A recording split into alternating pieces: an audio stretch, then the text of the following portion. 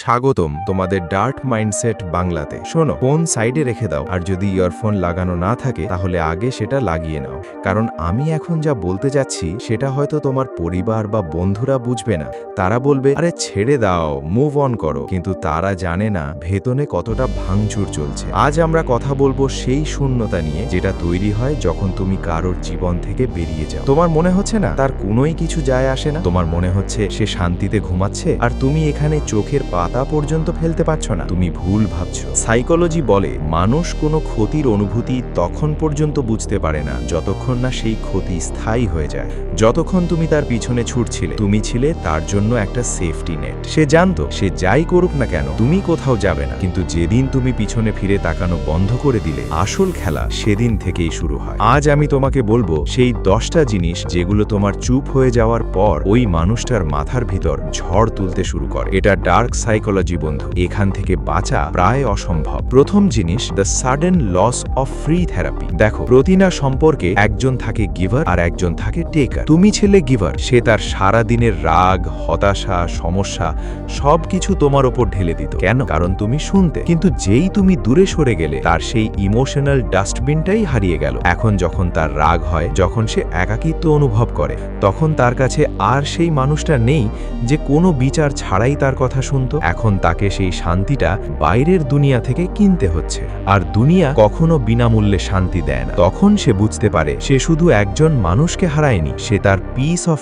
Mind হারিয়েছে। দ্বিতীয় জিনিস, দ্য ইগো ক্রাশ। এই পয়েন্টটা একটু তিক্ত কিন্তু সত্যি। যখন তুমি কাউকে অতিরিক্ত ভালোবাসা দাও, তখন সে নিজেকে ঈশ্বর ভাবতে শুরু করে। তার মনে হয় তার মধ্যে এমন কিছু আছে যার জন্য তুমি তার পায়ের কাছে পড়ে আছো। কিন্তু যখন তুমি দূরে চলে যাও আর নিজের জীবন নিয়ে ব্যস্ত হয়ে পড়ো, তখন তার সেই গড কমপ্লেক্স ভেঙে চুরমার হয়ে যায়। তখন সে ভাবতে শুরু করে, আরে এটা আমার ছাড়া এত খুশি কিভাবে? এটাই তার ভয়। সে তোমাকে মিস করছে না, সে মিস করছে সেই ক্ষমতাটাকে যেটা তার তোমার উপর ছিল। তৃতীয় জিনিস, the haunting of small things. সবসময় বড় বড় স্মৃতি মনে পড়ে না, মনে পড়ে ছোট ছোট মুহূর্তগুলো। সেই রাস্তার সেই মোড়টা যেখানে তুমি তার হাত ধরেছিলে, সেই গানটা যেটা তোমরা একসাথে শুনেছিলে, অথবা সেই বিশেষ চা যেটা তোমার খুব পছন্দ ছিল। একসাথে থাকাকালীন এগুলো স্বাভাবিক লাগতো, কিন্তু দূরে চলে যাওয়ার পর এই জায়গাগুলোই যেন ভূতের শহরে পরিণত হয়। সে যেখানেই যাবে তোমার ছায়া দেখতে পাবে। কারোর সাথে কথা বলতে গিয়েও হঠাৎ তোমার কোনো পুরনো জোক তার মনে পড়ে যাবে।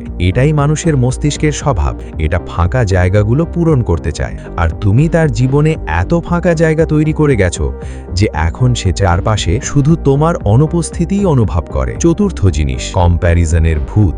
এখন সে নতুন মানুষের সাথে দেখা করবে, হয়তো নতুন সম্পর্কেও জড়িয়ে পড়বে, কিন্তু জানো কি হবে? প্রতিটা নতুন মানুষের মধ্যে সে তোমাকেই খুঁজবে। সে ভাববে, এভাবে তো ও হাসতো না, এভাবে তো ও আমার খেয়াল রাখতো না। তুলনা একটা বিষের মতো, যেটা তাকে প্রতিটা নতুন সম্পর্কেই কষ্ট দেবে, কারণ তুমি তাকে যে নিঃস্বার্থ ভালোবাসা দিয়েছিলে সেটাই স্বার্থপর দুনিয়ায় পাওয়া খুব কঠিন। যখন সে বুঝতে পারবে নতুন মানুষটা শুধু তার শরীর বা টাকার জন্য কাছে এসেছে, তখন সে সেই আত্মার ভালোবাসাটাকে মনে করবে, কিন্তু তখন অনেক দেরি হয়ে যাবে। পঞ্চম জিনিস, দ্য সাইলেন্স ইজ লাউড। তোমার মনে হচ্ছে তুমি চুপ হয়ে গেছো বলে সে তোমাকে ভুলে গেছে। না, নীরবতাই সবচেয়ে জোরে চিৎকার করে। যখন তুমি কল করতে, ঝগড়া করতে, কাঁদতে, তখন তার মনে হতো এখনো এটা আমার নিয়ন্ত্রণে আছে। কিন্তু যেদিন তুমি প্রশ্ন করা বন্ধ করে দিলে, যেদিন অনলাইন দেখেও মেসেজ করা বন্ধ করে দিলে, সেদিন থেকেই তার রাতের ঘুম উড়ে যায়। সে বারবার তোমার প্রোফাইল চেক করবে, তোমার বন্ধুদের কাছে তোমার খবর জানতে চাইবে। কেন? কারণ এখন তুমি তার কাছে একটা রহস্য হয়ে গেছো, আর মানুষ রহস্যের পিছনে পাগল হয়ে যায়। স্টোইক সত্যি হলো, নিজের অ্যাভেইলেবিলিটি শূন্য করে দাও, তোমার মূল্য নিজে থেকেই 100 হয়ে যাবে। ষষ্ঠ জিনিস, the guilt of under estimation. তার মনে হতো তুমি দুর্বল, সে ভাবতো তুমি তাকে ছাড়া বাঁচতে পারবে না। কিন্তু যখন সে তোমাকে হাসি খুশি ছবিতে দেখে অথবা নিজের কাজে উন্নতি করতে দেখে, তখন সে নিজের সিদ্ধান্ত নিয়েই সন্দেহ করতে শুরু করে। সে ভাবে, আমি এমন একজন মানুষকে ছেড়ে দিয়েছি যার এত ক্ষমতা ছিল।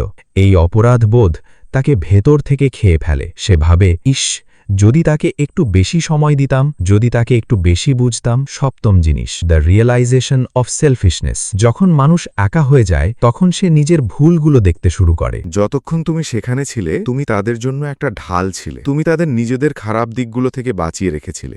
দূরে চলে যাওয়ার পর তারা বুঝতে পারে তারা কতটা স্বার্থপর ছিল। তাদের মনে পড়ে কিভাবে তুমি নিজের সুখগুলো মেরে ফেলেছিলে শুধু তাদের একবার হাসতে দেখার জন্য। এই উপলব্ধি কষ্ট দেয়, খুব কষ্ট দেয়। অষ্টম জিনিস, নবম জিনিস আর দশম জিনিস, এই সব মিলিয়ে একটা বড় শূন্যতা তৈরি করে। তখন তারা বুঝতে পারে দুনিয়ায় মানুষ অনেক আছে কিন্তু আপন কেউ নেই। আপন তো সেই হয় যে তোমার নীরবতা বুঝতে পারে, যে তোমার দুঃখে তোমার থেকেও বেশি কাঁদে।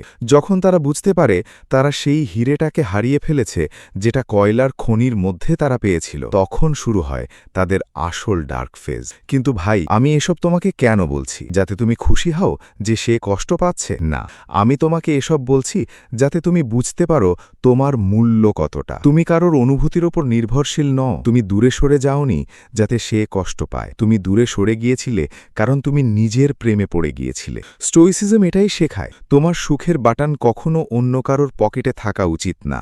যদি সে আজ কাঁদে সেটা তার শিক্ষা, আর যদি তুমি আজ কাঁদো সেটা তোমার দুর্বলতা। কাঁদা বন্ধ করো, উঠে দাঁড়াও, নিজেকে এত উপরে নিয়ে যাও যেন সে যদি কখনো ফিরে তাকাতেও চায় তাহলে তাকে নিজের ঘাড় অনেক উপরে তুলতে হয়। শোনো, এই পথ কঠিন। প্রতিদিন তোমার মন বলবে একবার মেসেজ করে ফেলো, একবার ডিপি দেখে নাও, কিন্তু এইটাই তোমাকে করা যাবে না। তোমাকে বেঁচে থাকতে হবে তাদের স্মৃতিতে নয়, নিজের বাস্তবতায়।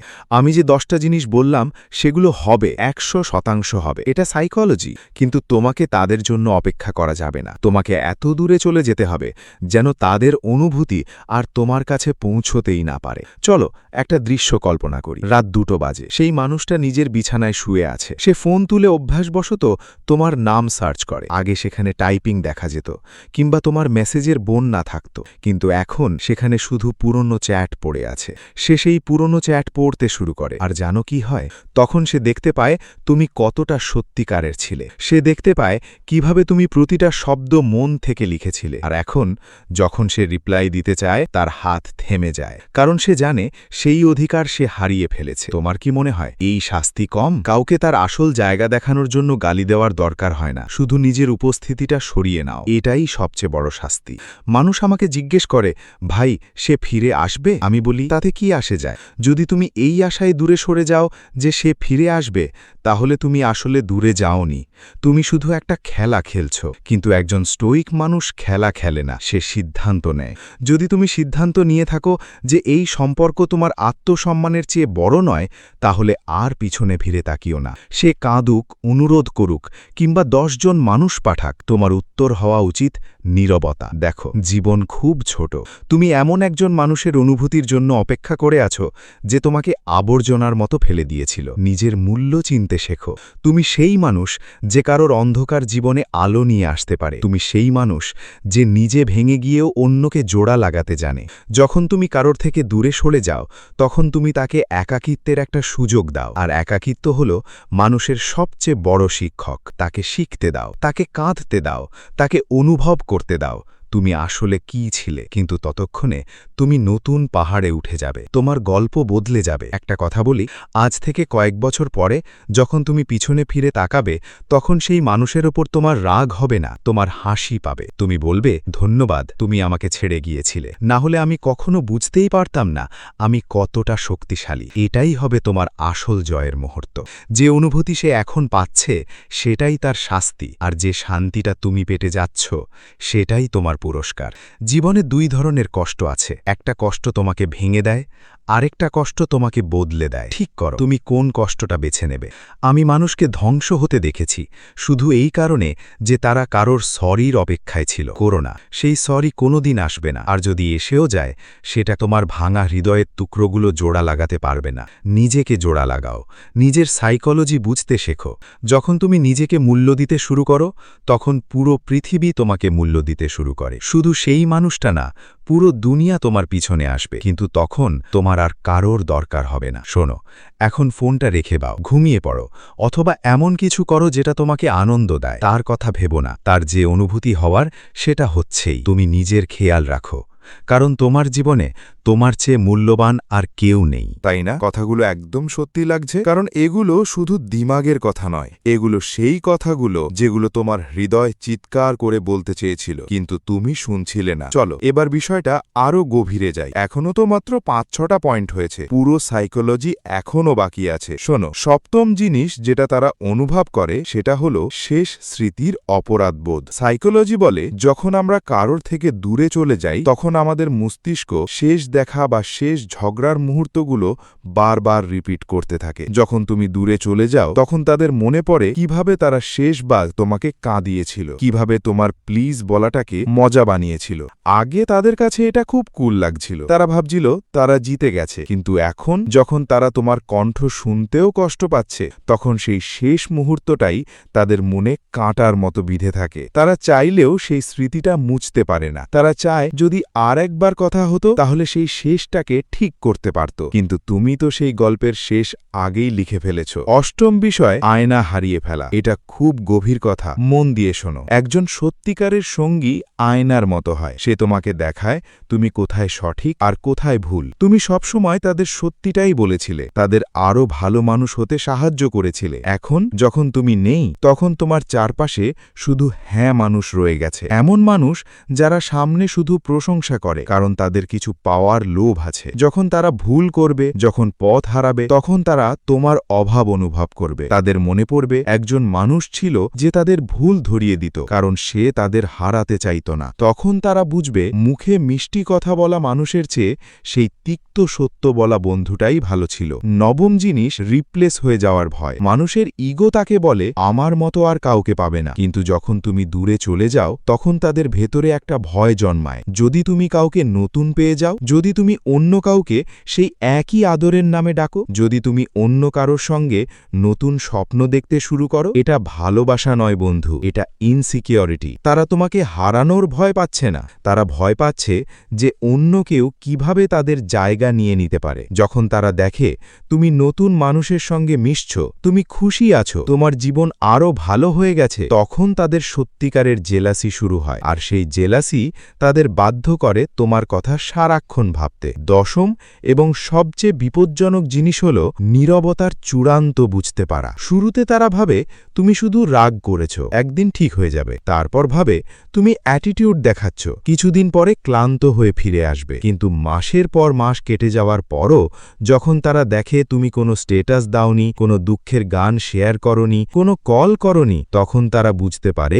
এটা রাগ নয়, এটা উদাসীনতা। সাইকোলজিতে বলা হয় ভালোবাসার বিপরীত ঘৃণা নয়, উদাসীনতা। ঘৃণার মধ্যেও অনুভূতি থাকে, কিন্তু যখন তুমি পুরোপুরি চুপ হয়ে যাও তখন তার মানে হলো এখন আর তোমার কিচ্ছু যায় আসে না। আর এই অনুভূতিটাই যে কোনো মানুষকে ভেঙে দেওয়ার জন্য যথেষ্ট, যে সে এখন তোমার জীবনের একটা গল্পও নয়। এবার একটা কথা বলো তো, এসব শুনে কি এখনও তোমার ভালো লাগছে? যদি হ্যাঁ হয় তাহলে এখনও অনেক কাজ বাকি আছে, কারণ আসল স্টোয়িক শক্তি তখনই আসে যখন এসব শুনে তোমার না খুশি লাগে না কষ্ট হয়, যখন তুমি ভাবো ঠিক আছে তারা এখন বুঝছে, কিন্তু এতে আমার কি? দেখো, যখন তুমি তাদের সঙ্গে ছিলে তখন তুমি তোমার হাজার হাজার ভালোবাসা তাদের জন্য খরচ করেছিলে। এখন আর একটা শব্দ তাদের পেছনে নষ্ট করো না। স্টোইসিজম আমাদের শেখায় আমাদের সময়ই আমাদের সবচেয়ে বড় সম্পদ। তুমি কি সেই সম্পদ এমন স্মৃতির পেছনে খরচ করতে চাও যেগুলো শুধু তোমাকে কষ্ট দেয়? একটা বাস্তব উদাহরণ দিই। একটা ছেলে ছিল ঠিক তোমার মতো, সে তার ক্যারিয়ার, তার শান্তি সব কিছু একটা মেয়ের জন্য উৎসর্গ করেছিল। যখন মেয়েটা চলে গেল সে 6 মাস ঘরে বন্দী ছিল। তারপর একদিন সে আয়নায় নিজেকে দেখে বলল আর কতদিন। সে জিম শুরু করল, নিজের স্কিলের দিকে মন দিল, নতুন বন্ধু বানালো। 1 বছর পরে সেই মেয়েটাই আবার ফিরে এলো। সে বলল এখন বুঝেছি তোমার মতো আর কেউ নেই। জানো ছেলেটা কি বলেছিল? সে শুধু হেসে বলেছিল এই কথাটা আমি 1 বছর আগেই বুঝে গিয়েছিলাম, তাই আমি নিজেকেই বেছে নিয়েছি।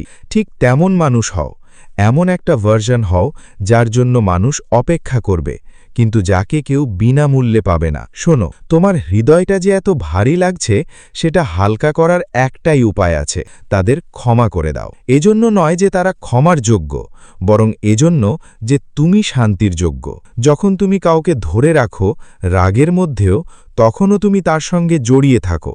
সেই বন্ধনটা কেটে দাও, তাদের অবস্থায় ছেড়ে দাও আর নিজের পথে এগিয়ে যাও।